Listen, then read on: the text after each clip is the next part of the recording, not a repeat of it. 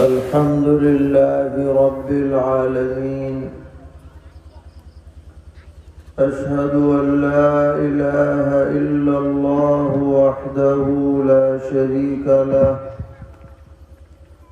وأشهد أن سيدنا ومولانا محمدا عبده ورسوله، صلى الله تبارك وتعالى عليه وعلى آله وأصحابه وذرياته أجمعين. أما بعد، فأعوذ بالله من الشيطان الرجيم. بسم الله الرحمن الرحيم. إن الذين قالوا ربنا الله ثم استقاموا فلا خوف عليهم ولا هم يحزنون، أولئك أصحاب الجنة خالدين فيها جزاء بما كانوا يعملون. صدق الله مولانا العلي العظيم. معزز علماء کرام، قریب اور دور سے تشریف لانے والے فرزندان توحید، اور جہاں تک یہ آواز پہنچ رہی ہے ہماری مائیں اور بہنیں، یہ معلوم ہو کر بہت خوشی ہوئی کہ آپ کے اس ادارے میں ہر ہفتے اصلاحی مجلس منعقد ہوتی ہے،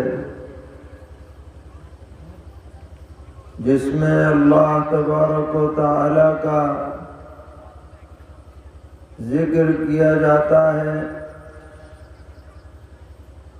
اور اپنی اصلاح کی باتیں سنی اور سنائی جاتی ہیں۔ یہ اصلاحی مجالس اور اپنے آپ کو درست کرنے کی محنتیں اور اپنا محاسبہ کرتے رہنا، یہ بہت خیر کی بات ہے۔ ہماری دعا ہے کہ اللہ تعالی ان مجالس میں مزید برکت عطا فرمائیں اور ہم سب کو 100% سنت اور شریعت کے مطابق زندگی گزارنے کی توفیق عطا فرمائیں۔ ہمارے حضرت فدائے ملت حضرت مولانا سید اسد صاحب مدنی نور اللہ مرقدہ، ان کی زندگی کا جب ہم جائزہ لیتے ہیں تو یہ بات کھل کر سامنے آتی ہے کہ انہوں نے اپنے عظیم المرتبت والد ماجد شیخ الاسلام حضرت مولانا سید حسین احمد مدنی نور اللہ مرقدہ کے سلسلہ تصوف کو دنیا کے کونے کونے تک پہنچانے میں انتہائی جانفشانی اور محنت کا مظاہرہ فرمایا، اور آپ کی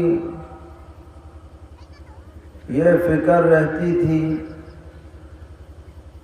کہ مسلم معاشرے میں دین پر استقامت کا جذبہ بیدار ہو، اس کے لیے آپ وقت نکالا کرتے تھے اور گاؤں گاؤں، دیہات دیہات، شہر شہر مشقت اٹھا کر تشریف لاتے تھے اور وقت دیتے تھے۔ ابھی حضرت مولانا امداد الاسلام صاحب نے فرمایا کہ آپ کی اس بستی میں بھی حضرت 2 مرتبہ تشریف لائے ہیں۔ آج تو یہاں آنے کے راستے اچھے ہو چکے ہیں ماشاءاللہ، لیکن آج سے 10-20 سال پہلے کچے راستے ہوا کرتے تھے، آنے جانے میں بڑی مشقتیں ہوتی تھیں، لیکن حضرت کے دل میں اصلاح امت کا ایسا جذبہ تھا کہ ان تمام مشقتوں کو آپ برداشت فرماتے تھے۔ ہمارا منی پور کے صوبے میں جانا ہوا تو وہاں کے لوگوں نے بتلایا کہ اس دور دراز صوبے میں حضرت 20 سال تک متواتر تشریف لاتے رہے، اور یہ نہیں کہ 1-2 دن کا سفر، 5-5 6-6 دن کا سفر ہوتا تھا۔ اور وہاں کی کیفیت یہ ہے کہ چھوٹے چھوٹے دیہات ہیں، سہولتیں بھی نہیں ہیں، جو ٹھہرنے کی ہمارے علاقوں میں آسائشیں ہیں وہاں نہیں ہیں، آج بھی نہیں ہیں، لیکن حضرت تشریف لاتے تھے اور پورے پورے گاؤں حضرت سے بیعت تھے، کیا مرد کیا عورتیں، وہ زبان بھی نہیں سمجھتے، ترجمہ ہوتا تھا، لیکن حضرت بیعت فرماتے تھے، وقت دیتے تھے، اور منشا یہ تھا کہ جو حضرت سے جڑ جائے گا کم سے کم وہ دین پر اور صحیح راستے پر قائم تو رہے گا۔ وہاں اصلاح کا سب سے بڑا ذریعہ یہی بیعت و سلوک اور تصوف کی محنتیں تھیں۔ تو اللہ تبارک و تعالی نے ہمیں ان کی زندگی کے نقوش عطا فرمائے ہیں، اسی جذبے کے ساتھ ہمیں بھی کام کرنا ہے، اور ہر آدمی عالم ہو یا غیر عالم، شہر کا ہو یا دیہات کا، مرد ہو یا عورت، اسے ہر وقت اپنے اصلاح سے بے فکر نہیں رہنا چاہیے۔ دنیا میں کوئی شخص بھی جب تک کہ اس کی موت ایمان پر اور اچھے اعمال پر نہ آ جائے خطرے سے محفوظ نہیں ہے، اس لیے کہ ہر شخص کے ساتھ نفس بھی لگا ہوا ہے اور شیطان لعین بھی لگا ہوا ہے۔ وہ کب ہمیں راستے سے ہٹا دے، ہماری نیت میں بگاڑ پیدا کر دے، ہمارے عمل کو فاسد کر دے، ہمیں برے اخلاق میں مبتلا کر دے، خواہشات میں مبتلا کر دے، کوئی آدمی اس سے محفوظ نہیں ہے، خطرے میں ہے۔ اس لیے ہر آدمی کو اپنا جائزہ لیتے رہنا ہے، محاسبہ کرنا ہے، اور ڈرتے رہنا ہے، اور اللہ تعالیٰ سے دعا مانگتے رہنا ہے کہ الہ العالمین ہمیں ہدایت پر برقرار رکھیں، دین پر چلائیں، دین پر زندگی گزرے، دین ہی پر موت آئے، یہ ہماری فکر ہونی چاہیے۔ ہم نے آپ کے سامنے قرآن پاک کی آیت پڑھی ہے، اللہ تبارک و تعالی فرما رہے ہیں کہ ان الذین قالوا ربنا اللہ، کہ بے شک وہ لوگ جو یہ کہتے ہیں کہ ہمارا رب اللہ ہے، یعنی ایمان کا اقرار کرتے ہیں، ثم استقاموا، پھر وہ استقامت سے کام لیتے ہیں، استقامت کا مطلب یہ ہے کہ جیسے زبان سے ایمان کا اقرار ہے، عمل سے بھی ایمان کے تقاضوں پر پابندی کے ساتھ اسی کے موافق زندگی گزر رہی ہے، اس کا نام ہے استقامت۔ اور یہ استقامت شریعت میں مطلوب ہے۔ عربی کا مقولہ ہے الاستقامت فوق الکرامہ، استقامت بڑی بڑی کرامتوں سے بھی آگے کی چیز ہے، کیونکہ کرامت آدمی کے اختیار میں نہیں ہے۔ اللہ تعالیٰ کسی نیک بندے کے ذریعے کوئی حیرت انگیز بات ظاہر فرما دیں، ممکن ہے کہ وہ ظاہر ہو جائے، لیکن وہ اس بندے کے اختیار میں نہیں ہوتی۔ لیکن شریعت پر چلنا، دین پر جمنا، ظاہر و باطن میں ایمان کے تقاضوں پر عمل کرنا، یہ آدمی کے اختیار کی بات ہے۔ آدمی اگر عزم کرے، ارادہ کرے، تو اللہ کی مرضیات کو حاصل کرنے کے لیے نیک اعمال کا پابند بن سکتا ہے اور ہر گناہ سے بچ سکتا ہے۔ اللہ تعالیٰ نے انسان میں ایسی قدرت اور صلاحیت رکھی ہے، اسی کا نام ہے استقامت۔ فرمایا کہ جو یوں کہے کہ ہمارا رب اللہ ہے اور پھر استقامت کا راستہ اختیار کرے، ان کے لیے بشارت ہے۔ فَلَا خَوْفٌ عَلَيْهِمْ وَلَا هُمْ يَحْزَنُونَ، کہ ایسے لوگوں کے لیے نہ ڈر ہے نہ غم ہے، نہ ڈر ہے نہ غم ہے، یعنی ایسے لوگوں کو جنت نصیب ہوگی، کیونکہ نہ ڈر ہے نہ غم ہے۔ یہ دنیا میں کسی کو حاصل نہیں ہو سکتی یہ بات۔ دنیا میں ہر آدمی کسی نہ کسی سے ضرور ڈرتا ہے، اور ہر آدمی کو غم سے بھی سابقہ پڑتا ہے۔ نہ یہاں کوئی ڈر سے محفوظ ہے، نہ غم سے محفوظ ہے۔ یہ بات تو اللہ تعالیٰ نے جنت میں رکھی ہے، نہ وہاں کسی کا ڈر ہوگا نہ کسی طرح کا غم ہوگا۔ لا خوف علیہم ولا هم يحزنون، اس سے بڑی اور بشارت کیا ہو سکتی ہے؟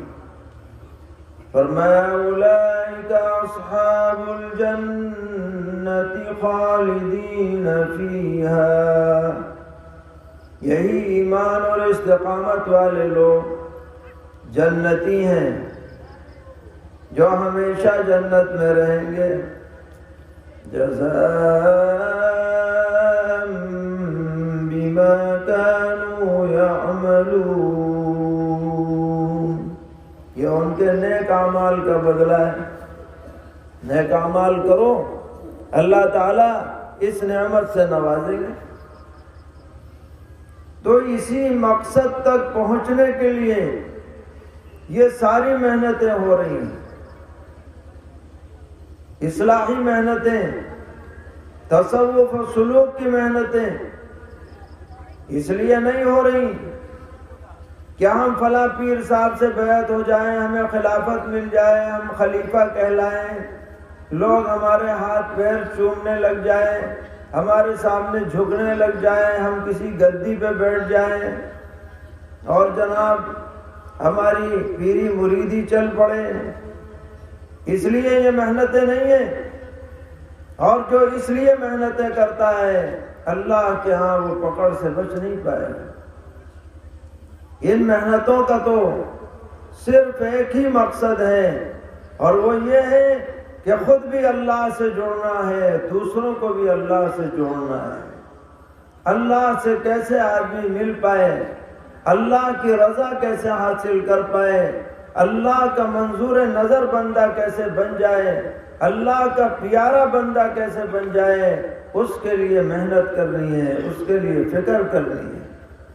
سب کو اپنے بارے میں فکر مند رہنا ہے، ڈرتے رہنا ہے، دین پر قائم رہنا ہے، اسی کے لیے یہ ساری محنتیں ہو رہی ہیں۔ اللہ تبارک و تعالی نے انسان کو بدن عطا کیا ہے، اور اس بدن کے کچھ تقاضے ہیں۔ اگر اس بدن کے تقاضوں کو آدمی پورا کرے گا تو بدن باقی رہے گا۔ مثلا آدمی کو بھوک لگتی ہے، پیاس لگتی ہے، ٹھنڈک لگتی ہے، گرمی لگتی ہے، تو بدن کو باقی رکھنے کے لیے کھانا اور پینا، ٹھنڈک سے بچنا، گرمی سے بچنا، یہ ضروری ہے۔ اگر ہم اس کا خیال نہیں کریں گے تو یہ بدن باقی نہیں رہے گا۔ بغیر کھائے پیے آدمی کیسے زندہ رہے گا؟ لیکن حضرت فدائے ملت رحمت اللہ علیہ اپنی تقریروں میں فرمایا کرتے تھے کہ ہم یہ سمجھتے ہیں کہ اس بدن کا نام آدمی ہے، اور اسی لیے بدن کو بنانے پر اور بدن کو باقی رکھنے پر محنتیں کرتے ہیں۔ حضرت فرماتے تھے کہ بدن کا نام آدمی نہیں ہے، بلکہ اس بدن میں جو جان ہے، روح ہے، اصل آدمی وہ ہے۔ یہ بدن تو دنیا کا ہے اور دنیا ہی میں رہ جائے گا، اور روح اوپر سے آئی ہے اور بدن میں حلول ہوئی ہے، اور بدن کو چھوڑ کر کے پھر جانے والی بھی ہے۔ یہ روح اگر چلی جاتی ہے تو لوگ کہتے ہیں آدمی چلا گیا، حالانکہ بدن تو اس کا پورا موجود ہے۔ تو اصل آدمی آدمی کی روح ہے، آدمی کی جان ہے، اس کو زندگی ملنی ہے۔ اگر روح زندہ ہے تو آدمی زندہ ہے، اور اگر روح مردہ ہو جائے تو آدمی مردوں سے بدتر ہو جائے گا۔ اس روح کو زندہ رکھنے کے لیے اس کی غذا اسے پہنچانی ضروری ہے، اور روح کی غذا اللہ کا ذکر ہے۔ اللہ کا ذکر اگر آدمی کرتا رہے گا، اللہ کو یاد کرتا رہے گا، زبان سے اللہ کا ذکر کرے گا، دل سے اللہ کا ذکر کرے گا، سانس کے آنے جانے میں اللہ تعالیٰ کا ذکر کرے گا، قرآن پاک ذکر کی نیت سے پڑھے گا، خیر کے کاموں کے اندر اللہ کا استحضار کر کے لگے گا، تو اس کی روح زندہ رہے گی۔ یہی زندگی اصل میں زندگی ہے، اور اسی پر محنت کرانے کے لیے ہمارے مشائخ نے سلسلے جاری فرمائے ہیں۔ یہ سلسلے ایک نصاب کی حیثیت رکھتے ہیں، لازم واجب فرض کچھ نہیں ہے، ایک طریقہ ہے۔ جیسے مدرسوں میں پڑھانے کے لیے نصاب مقرر ہوتا ہے، پہلے سال میں یہ کتاب، دوسرے میں یہ کتاب، تیسرے میں یہ کتاب، تو کتاب اصل نہیں ہوتی، فن اصل ہوتا ہے۔ نحو کی کتابیں پڑھی جا رہی ہیں، ان کتابوں کا پڑھانا اصل مقصود نہیں ہے، طالب علم میں نحوی صلاحیت پیدا ہو جائے، یہ اصل مقصد ہے۔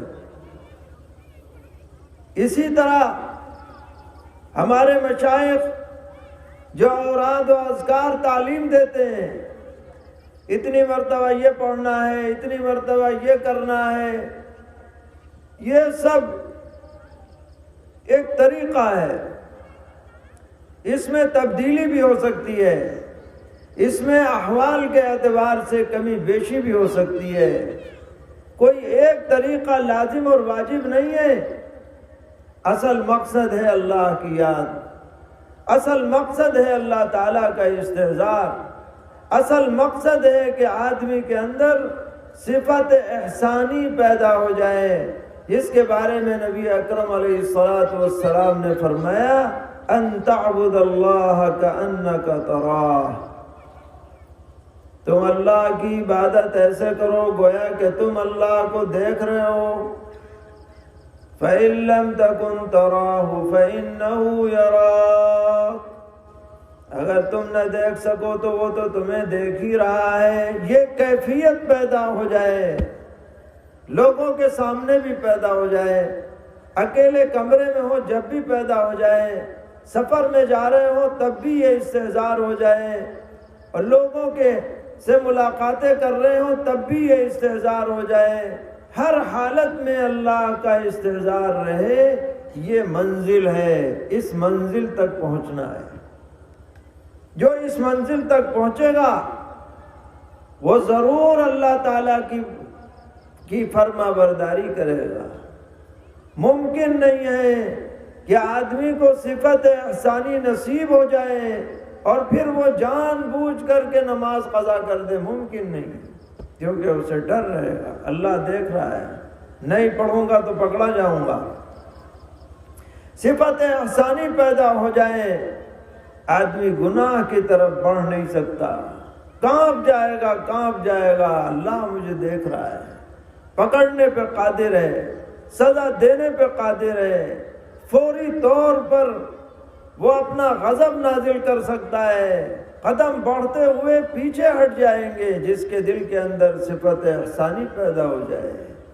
اس منزل تک ہمیں پہنچنا ہے، تو یہ بہت خوشی کی بات ہے کہ اس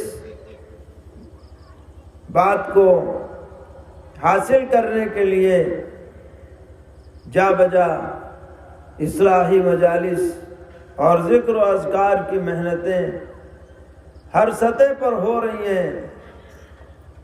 ہماری کوشش ہونی چاہیے کہ ہم اپنا محاسبہ کریں اور ایک سچا مسلمان، سچا مومن، سنت پر چلنے والا، شریعت پر ثابت قدم انسان بن کر کے ہم زندگی گزاریں۔ اور اس سلسلے میں ہم یہ عرض کیا کرتے ہیں کہ ہمیں چاہیے کہ روزانہ سونے سے پہلے 5 منٹ صبح سے لے کے سونے تک ہم نے دن کیسے گزارا اس کا جائزہ لے لیں۔ صبح کتنے بجے اٹھے، نماز پڑھی کہ نہیں پڑھی، پڑھی تو جماعت سے پڑھی یا اکیلے پڑھی، پوری نماز ملی کہ نہیں ملی، کوئی رکعت چھوٹ تو نہیں گئی، اور ہم نے تلاوت کتنی کی، خیر کا کام کون کون سا کیا۔ جو اچھے کام ہوئے دن بھر ان پر اللہ تعالیٰ کا شکر بجا لائے۔ اگر ہم شکر بجا لائیں گے تو آگے مزید کام کی توفیق ملے گی۔ لئن شکرتم لأزیدنکم۔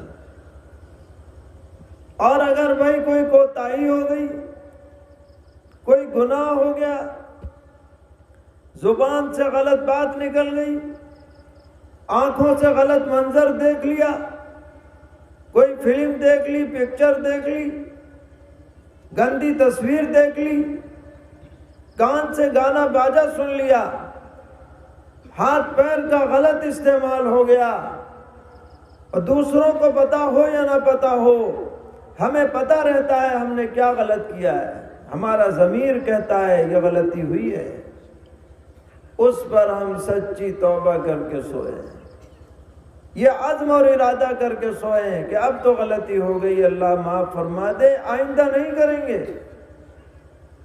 اگر سچے دل سے آدمی توبہ کرے گا اور بار بار کرے گا اور کرتا رہے گا تو اللہ تعالیٰ ضرور اسے اس گناہ سے بچنے کی سعادت سے نوازیں گے۔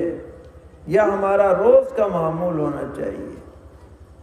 زندگی مختصر ہے، اس زندگی کو کارآمد بنانا ہے، اس زندگی کو آخرت کی ہمیشہ والی زندگی کے لیے راحت کا ذریعہ بنانا ہے، رحمت کا ذریعہ بنانا ہے، سرخ روئی کا ذریعہ بنانا ہے، اس لیے اوقات کو ضائع نہ کریں، کام میں لائیں۔ اللہ تعالیٰ نے یہ جو زندگی ہمیں عطا کی ہے یہ بہت بڑی نعمت ہے۔ اس نعمت کو لغویات میں، فضولیات میں، لا یعنی باتوں میں، گناہوں میں ہرگز نہ لگائیں، خیر کے کاموں میں لگائیں، اچھی باتوں میں لگائیں، دین کی محنت میں لگائیں، لوگوں کو نفع پہنچانے میں لگائیں، تو ہماری یہ زندگی انشاءاللہ کامیاب ہوگی۔ اللہ تعالیٰ اس مجلس کو بے حد قبول فرمائے، سبھی حاضرین کے لیے خیر عافیت کے فیصلے فرمائے، ہر قسم کے شیطانی نفسانی اثرات سے ہماری اور پوری امت کی حفاظت فرمائے، ہماری نسلوں میں دین و ایمان قرآن کی بقا کے فیصلے فرمائے۔ ہمارے مشائخ جس راستے پر چلتے رہے اللہ تعالی ہم سب کو انہی کے نقش قدم پر چلنے کی توفیق عطا فرمائے اور انہی کے ساتھ ہمارا حشر فرمائے۔ وصلی اللہ تعالی علی خیر خلقہ محمد وآلہ وصحبہ اجمعین برحمتک یا ارحم الراحمین۔